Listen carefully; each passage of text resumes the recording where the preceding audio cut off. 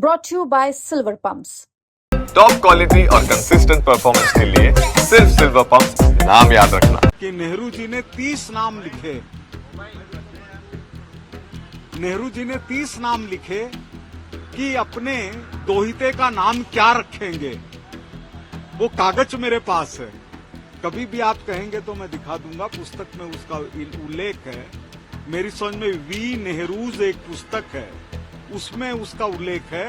और उसमें उन्होंने 30 के 30 नाम धार्मिक या हिंदू रखे हैं। कोई सीरिया का रहने वाला इस्लामिक विश्वास का व्यक्ति है, हम वहां जाकर के कहें कि तुम हिंदू बन जाओ, क्या बात हुई है? हम उसको जड़ों से तोड़ने का काम कर रहे हैं, उसकी निष्ठा से तोड़ने का काम कर रहे हैं। अमेरिका के अंदर या अन्य कई देशों के अंदर बाइबिल के नाम पर शपथ लेते हैं, हम उनसे कहे मत लीजिए, ये क्या बात हुई? भारत सभी धर्मों को मानने वाला देश है, क्योंकि यह हिंदुत्व को मानता है, और जो हिंदुत्व को मानता है वो सभी का सम्मान करना जानता है। ओपोजिशन का अर्थ विरोध करना हो गया है। लोकतंत्र में ओपोजिशन का अर्थ विरोध करना नहीं होता, इसीलिए उसको प्रतिपक्ष कहते हैं। उसको उन्होंने नेगेटिविटी में ले लिया है। सूर्य सप्तमी का महत्व इसलिए है कि सूर्य अपने संपूर्ण आकार में होते हैं, और सूर्य नमस्कार संपूर्ण योगों का समुच्चय है। तो अगर ऐसा कोई भी चांस मिलता है, किसी भी तरह का प्रयोग होता है, तो उसका तो स्वागत होना चाहिए।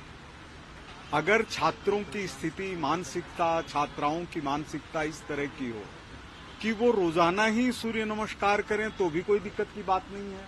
लेकिन चूंकि ड्रेस है, पढ़ाई का माहौल है और खेल का समय, सूर्य नमस्कार का समय अलग अलग होता है, तो रोजाना अगर नहीं भी हो तो भी साल में योग दिवस है, सूर्य सप्तमी है, ये तो स्वागत योग्य है, इसका स्वागत करना चाहिए। 1.5 साल हो गए, करीब 1.25 साल से ज्यादा का वक्त हो गया आपकी सरकार को। ये शब्द मैं कोट कर रहा हूँ अपोजिशन का, कई सारे मुद्दे हैं जिस पे काम किया जा सकता है, उसकी बजाय आप लोग धर्मांतरण कानून जैसी चीजें ला रहे हो। नहीं, ये कौन कह रहा है? ये तो कह ही नहीं रहे हैं ये सब बात। धर्मांतरण के सबसे बड़े अगर कोई विरोधी थे तो महात्मा गांधी थे। महात्मा गांधी की एक पुस्तक है जिसमें उन्होंने उस समय के धर्मांतरण को लेकर के अपनी आपत्तियां बताई हैं। एक और मैं आपको, इस समय चूंकि चर्चा चल पड़ी है तो इसलिए कहता हूं कि नेहरू जी ने 30 नाम लिखे। नेहरू जी ने 30 नाम लिखे कि अपने दोहिते का नाम क्या रखेंगे। वो कागज मेरे पास है, कभी भी आप कहेंगे तो मैं दिखा दूंगा। पुस्तक में उसका उल्लेख है। मेरी समझ में वी नेहरूज एक पुस्तक है, उसमें उसका उल्लेख है। और उसमें उन्होंने 30 के 30 नाम धार्मिक या हिंदू रखे हैं। तो ये तो आस्था का विषय है, इसमें कहाँ ये बात है? अगर कोई, मान लीजिए कि कोई सीरिया का रहने वाला इस्लामिक विश्वास का व्यक्ति है, हम वहां जाकर के कहें कि तुम हिंदू बन जाओ, क्या बात हुई है? हम उसको जड़ों से तोड़ने का काम कर रहे हैं, उसकी निष्ठा से तोड़ने का काम कर रहे हैं।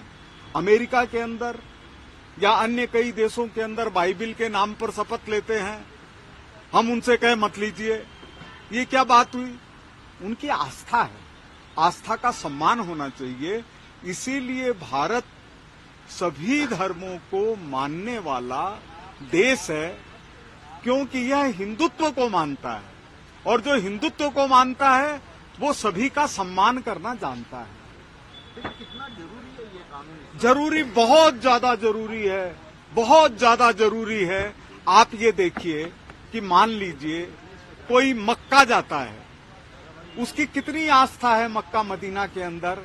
हम कहें वो नाम तो कक्का होना चाहिए, तो क्या हम जोड़ पाएंगे उस भावनाओं को? नहीं जोड़ सकते। मक्का को लेकर के जो मुस्लिम समाज का आदर है वही हमारा भी आदर है, क्योंकि वो उसमें विश्वास करते हैं। ये हिंदू मुस्लिम का प्रश्न नहीं है, ये विश्व की सृष्टि को सुरक्षित रखने का प्रश्न है। अगर इस समय, जबकि प्रदूषण के कारण सृष्टि सिकुड़ रही है, अपना आधार खो रही है, उस समय अपने को अपनत्व, एकात्मता और विश्वसनीयता के आधार पर एकजुट होने की जरूरत है। आस्था बाद की चीज है। आस्था से पहले कि दुनिया टिकी रहेगी तभी तो हम टिकी रहेंगे। और इसीलिए हिंदुत्व कहता है सत्यम वद धर्मम चर। वो ये नहीं कहता मूर्ति की पूजा करो, वो ये नहीं कहता कि आप मूर्तियों को मत मानिए, नहीं। जो अपनी आस्था के अंदर विश्वास रखे वही हमारे देश की संकल्पना है। ठीक है साहब, धन्यवाद, बहुत बहुत नमस्कार, प्रणाम आप लोगों को।